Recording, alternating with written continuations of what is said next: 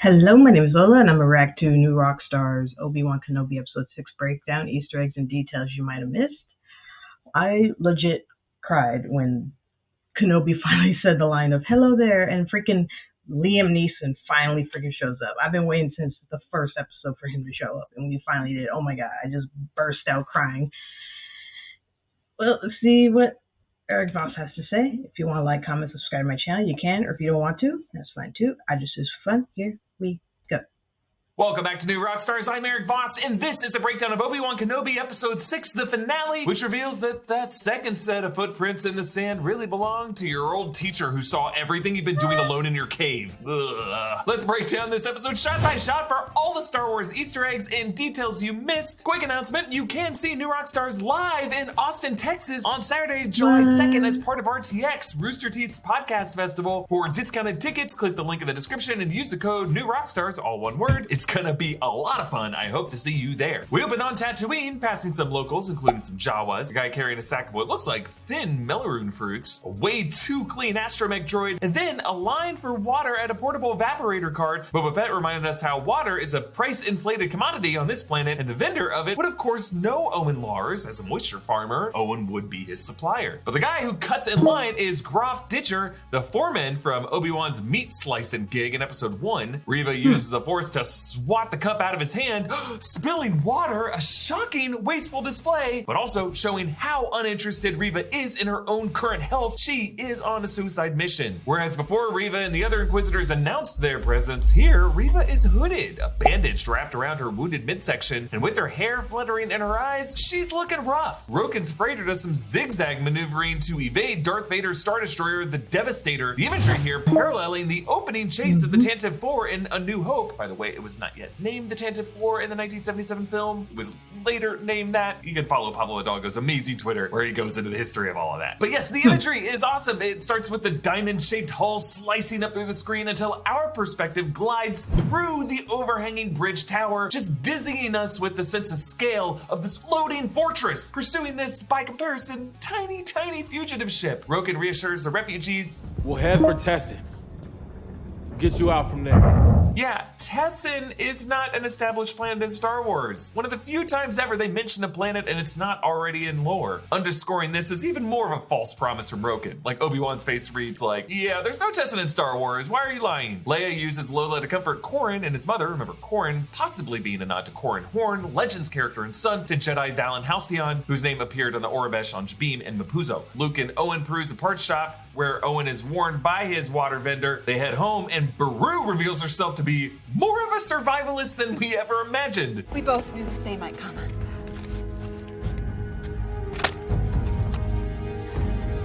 She'll come when the suns go down. Best we get positioned now. So, in the years since Anakin's visit and Attack of the Clones and Obi-Wan returning with a baby in Revenge of the Sith, Beru thought, yeah, shotgun behind a flower pot. That sounds good. We don't need to tell Owen about this. I bet she also hides thermal detonators in the blue milk. Obi-Wan gifts Leia Tala's blaster holster with the notches for every Jedi she saved. Leia runs her finger over these, the last of which Tala would have carved in for Leia. Obi-Wan inspects his lightsaber and says this little prayer. I have to face him, Master. Whether he dies or I do, this ends today. Yes, no response for Qui-Gon, but we learned at the end of the episode Qui-Gon was there. Obi-Wan cannot yet sense him because he still needs some closure with Anakin. Obi-Wan tells Roken, There are not many leaders left. People follow you. Don't stop. Just getting started. setting up Roken, it sounds like, to help future other Jedi runaways in a possible second season, or maybe on shows like Andor or Ahsoka, because Ahsoka looks like it's going to flash back to the Rebels era. Obi-Wan departs the freighter in this dropship. That's him. My lord, we must continue our pursuit of the insurgents. Now is our chance to wipe out this network in its entirety. We cannot prioritize one lone Jedi. Follow Kenobi. At once, Lord Vader. Yes, the Grand Inquisitor bites his tongue. But the Charles Soule 2017 comics give us some deeper context to the rivalry between these two characters. Vader hates the Inquisitors almost as much as he hates the Jedi. Hatred is really the fuel that keeps this whole operation running. Owen warns Luke, The Tuscans are on the hunt again. They're raiding farms along the waste. oh come on, didn't we just learn from Boba Fett that Tuscans are not the barbaric raiders that people think they are? I mean, I'm not surprised at Owen's prejudice. I'm just saying those moisture farmers were on stolen land. Obi-Wan lures Vader to this rocky moon. Now this moon is not identified. The audio description calls it a desolate moon or a barren moon, but its terrain does look a bit like the rocky surface of Obadiah, home world of the Pikes, but this is definitely not Obadiah. Okay, your hopes up. Obi-Wan finds Lola in one of his pockets. He joked earlier with Leia that he should borrow the droid to be less afraid, and when Leia hugged him earlier, there was a lump on her back where Lola was probably tucked, and she must have dropped it in his pocket then. Remember, this is the same move that she used on her mother to snatch Lola in episode 1. Yeah. Vader arrives in his Lambda-class shuttle, and he finds Obi-Wan waiting for him in front of the rocky monoliths. Now, Vader, by comparison, is flanked only by a misty void, and his shuttle wings folded upward to evoke the shape of a pitchfork. So the monoliths behind Obi-Wan provide a nice compositional contrast. Obi-Wan is facing Vader with backup of countless fallen Jedi, standing shoulder to shoulder with him, whereas Vader is facing Obi-Wan alone. In the distant profile shot, Vader approaches him under this crescent, but it's not a crescent moon. We're on a moon right now. That is the planet that this moon orbits. This now framed above Vader, and based on the shadow of that planet's surface and the lighting of this moon, we must be on the dark side of this moon. All the imagery here also reminded us of the eclipse that suddenly formed on Mustafar over Obi-Wan's head as he and Anakin began their duel. So we got one shot making Obi-Wan look less alone, another shot reminding us that we are in the dark side with Vader still. Vader asks, Have you come to destroy me, Obi-Wan? I will do what I must. Then you will die. yes, paralleling their pre-duel exchange in Revenge of the Sith. I will do what I must. You will try. Then Obi-Wan strikes this same aggressive pose that he did with Grievous in Revenge of the Sith and against Maul in Rebels. I love that pose. And compared to Me the too. past duel, Obi-Wan is far more confident now. At one point, they are back-to-back, as they were in their sparring session flashback last episode. Meanwhile, at the Lars homestead, Reva ignites her lightsaber as a torch to see her surroundings, which Obi-Wan showed us in episode 3, ultimately just blinds you to the threats lurking in. Obi-Wan and Beru open fire, kicking over those flower pots that we saw lining the homestead in the opening act of A New Hope. You know how much water these plants need? You know how valuable water is? It's just crazy to think that this home was getting wrecked like this. This shootout happening in the same place where Luke was hopping around in the opening act of A New Hope. And no one brought it up. And while I'm editorializing here, a quick reminder that the best way to support New Rockstars is to get our Kenobi-inspired Empire's Most Wanted shirt at newrockstarsmerch.com. You'll get the added option to write in a custom shout out for our Wookiee Leaks after shows. Thank you. Anyway, as we return to Vader and Obi-Wan, we get this roving shot gliding through the rocky pillars, just giving us a sense of the natural elements that we'll be able to use in this fight and how those rocks are as much a threat to them as their blades are. Obi-Wan tries to collapse one of these pillars on Vader, but Vader casts it aside, and then Vader jabs it in the nose. And our heart skips a beat here because, along with the choir voices under this battle, it all evokes Phantom Menace. Remember, this is a move Maul did to Qui-Gon to knock the saber from his hands and then stab him in the chest. Remember the one time in Star Wars someone has actually died from stabbing? Vader then does a Vader quake, crumbling the ground beneath Obi-Wan's feet, submerging him into a sinkhole. Finally, Vader has the high ground now, and he tries to bury Obi-Wan alive. Meanwhile, the pole that Owen jabs at Reva is actually the same piece of scrap that Han, Leia, Luke, and Chewie tries to use to brace the walls of the trash compactor in A New Hope. This prop also showed up in Pelimoto's shop in Boba Fett. Owen smartly jabs her wound, remembering that the last time they spoke in episode 1, she did not have this bandage around her midsection, so he knows she's probably weak there. Reva throws him off the walkway and knows how he hurts his knee. He clutches it from the ground there. He walks with a limp for the rest of this episode, setting up Uncle Owen's tired gait in A New Hope. As Luke flees across the desert, there is a faint red glow. I think it's just one of the moisture evaporators behind him, but it does have a scary, sinister presence, reflecting Reva's pursuit of him. Meanwhile, beneath the rubble, Obi-Wan holds up the rocks, haunted by voices.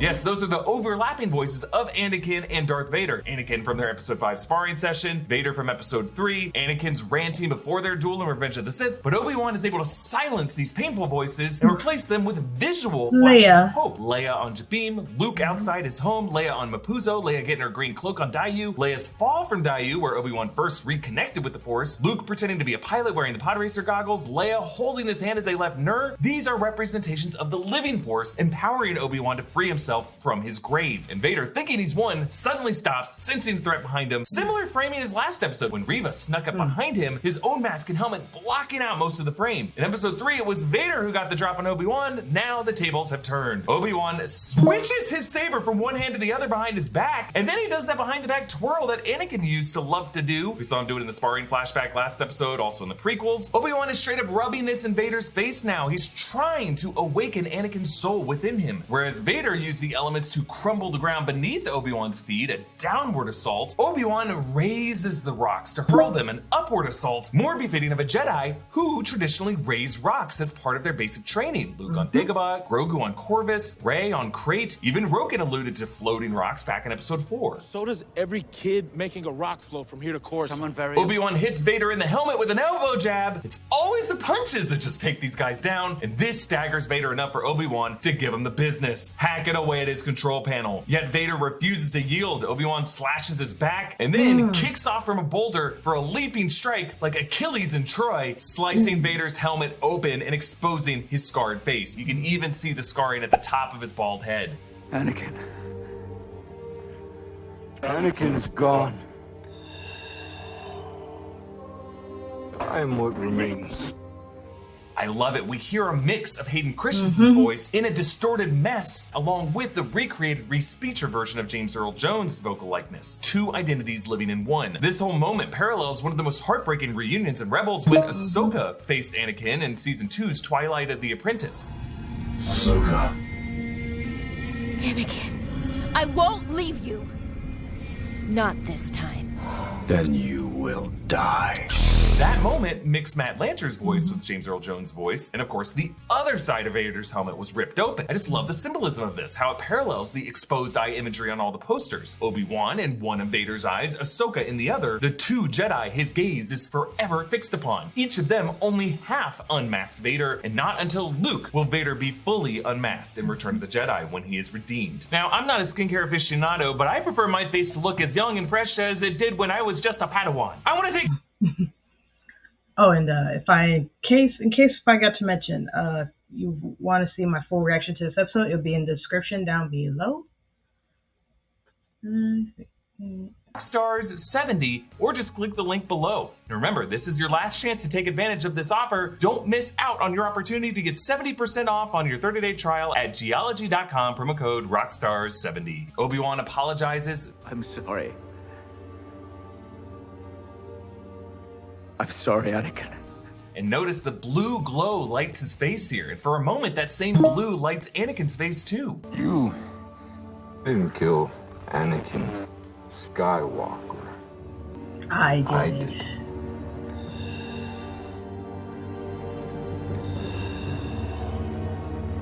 Oh, and that's Same red. way, I will destroy you. Now, throughout this, it's mostly Hayden's voice, but the re-speecher James Earl Jones' voice does kick in for Obi-Wan. And while it seems like Anakin for a moment is forgiving Obi-Wan as the blue light remains on his face, when Vader reveals it was he who killed Anakin, that blue light fades from Obi-Wan's face and is replaced with the color red, and then we cut back to Vader's face and it is bleeding red. It's just such a cool way of showing the shift in identities between Anakin and Vader, and this provides Obi-Wan with that certain point of view cover story that he tells Luke in A New Hope. A young Jedi named Darth Vader, who was a pupil of mine until he turned to evil, helped the Empire hunt down and destroy the Jedi Knights.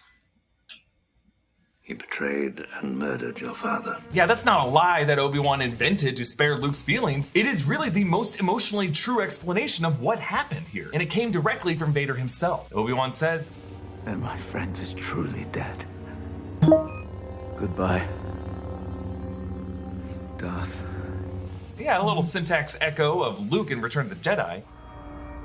Then my father is truly dead.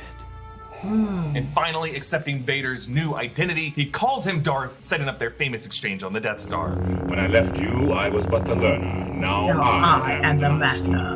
Only a master of evil, Darth. As Obi-Wan leaves him behind, Vader screams, Obi-Wan!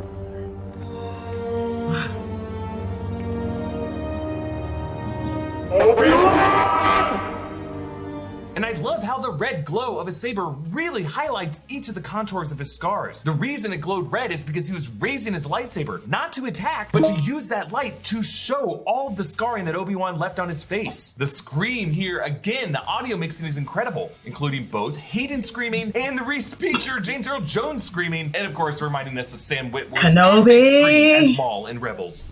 Kenobi!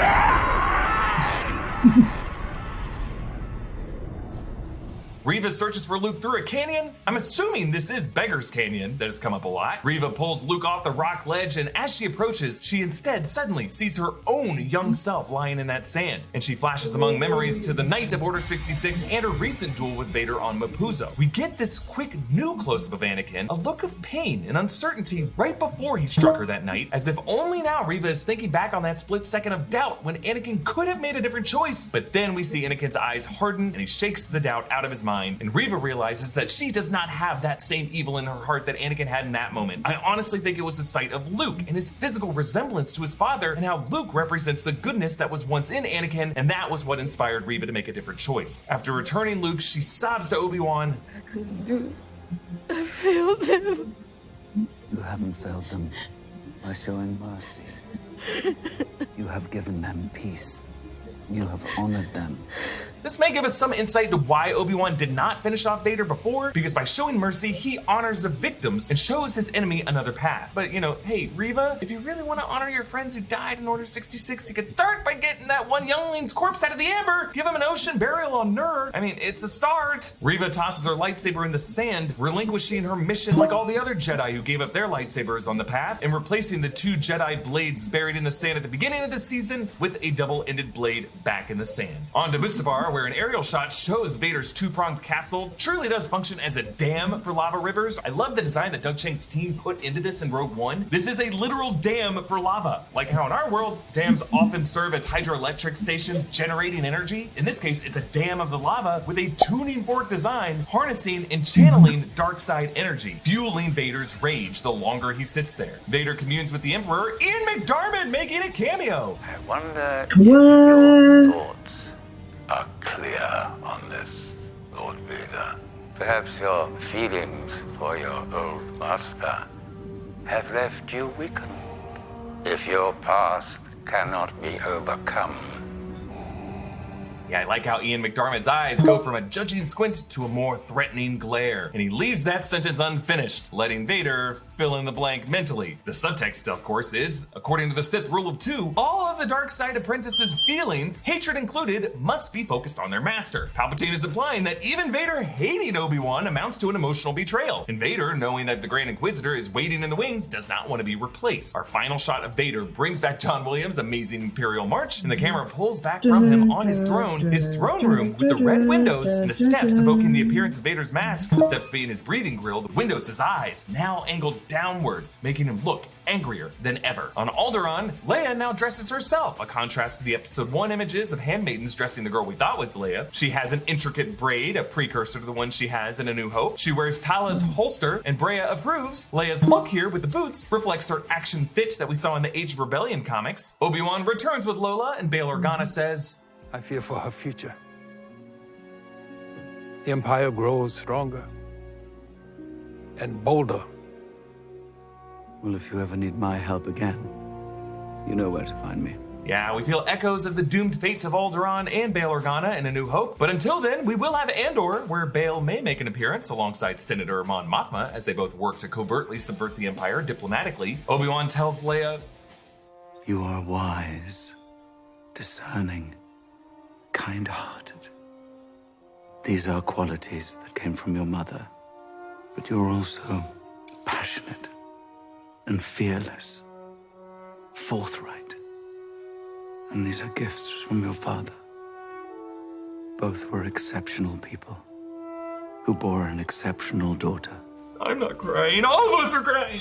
Yes, that is John Williams' Leia theme there, and it's beautiful. Obi-Wan, of course, paying tribute to Padme and Anakin, and how their best qualities do live on in their children. Back on Mapuzo, Obi-Wan said that he wished he could have been Leia's dad, and now with these words, he's realizing he doesn't need to be, because he continues to say, I wish I could tell you more. It's okay. You don't have to. Yeah, just her look at Bail and Brea already moving on. Leia signals that these two are the only parents she needs. She asks, "Will I ever see you again? reminding us of Anakin with Shmi in Phantom Menace. Will I ever see you again?" And with Anakin and Shmi, the next time he did see her, she was dying. As the next time Leia will see Obi-Wan, unless Lucasfilm decides to sandwich even more lore in here, will be Leia's eyeline connecting with Obi-Wan briefly on the Death Star, the moment of his death in A New Hope. Obi-Wan says, Goodbye, Princess. May the Force be with you. and of course, John Williams' Force theme returns there. Back on Tatooine, Obi-Wan packs up his stuff into saddlebags and a crate. Remember, Anakin's lightsaber is stored among this stuff, waiting to be handed off to Luke years from now. Compared to his wardrobe in Episode 1, Obi-Wan now wears brighter robes. And with those goggles, his look is now straight out of the 2015 Jason Aaron Mike Mayhew Star Wars number 15, with Obi-Wan on the cover, which is set in the years after this. Obi-Wan finds that old T-16 Skyhopper toy that he tried to give to Luke before Owen threw back at him, so he rides his EOB back to the homestead and tells Owen that it is okay for Luke to stay a kid. You don't need to train a kid to be a Jedi. It only leads to bad things. Obi-Wan says, The future will take care of itself. And Owen lets Obi-Wan finally meet Luke face to face. He gives him the T-16 that Luke will play with in A New Hope, and he says the line. Yep. Hello there. And Luke, how do we respond? Hello there. And in the final scene, Obi-Wan rides up on Oh my God, a I'm crying mirage again. that manifests as the Force Ghost of Qui-Gon Jinn, Liam Neeson returning to cameo. Kind of like Rey spotting Luke and Leia's Force Ghost in The Rise of Skywalker in these same desert winds, it is implied to be a mirage in the mind of the perceiver. But does that make that any less real ultimately? I just love that anytime the Tatooine local saw crazy old Ben Kenobi talking to himself, he was probably just talking to Qui-Gon's ghost. He says, Well, took you long enough. Beginning to think you'd never come. I was always here, Obi-Wan. You just were not ready to see. Come on, you've got a ways to go. yeah, Obi-Wan taunts his master the same way Anakin taunted him in their memory. Was beginning to think you weren't coming.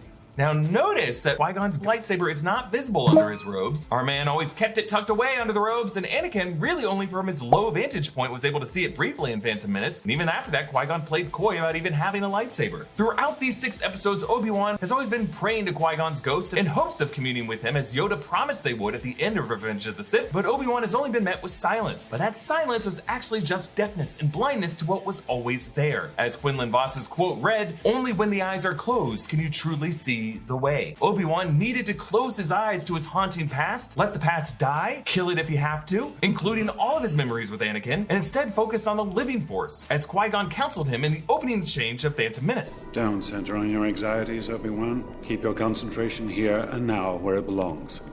But Master Yoda said I should be mindful of the future. But not at the expense of the moment.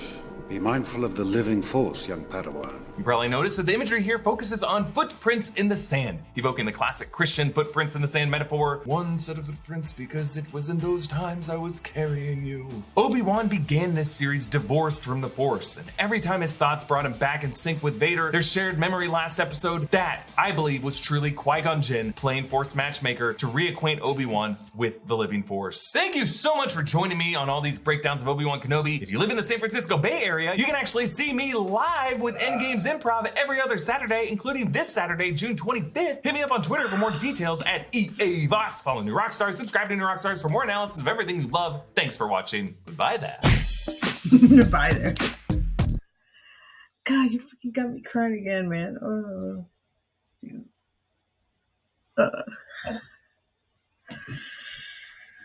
Yeah, I was so happy, man. Like finally seeing Liam Neeson. I was ever since the first episode. I was like, please show him, please, something. Oh my God. I love that he finally says the line, "Hello there." Oh my God, I freaking cried. That's my reaction to Obi-Wan Kenobi Episode 6 breakdown. Easter eggs and details you might miss by New Rockstars. See ya in the next one.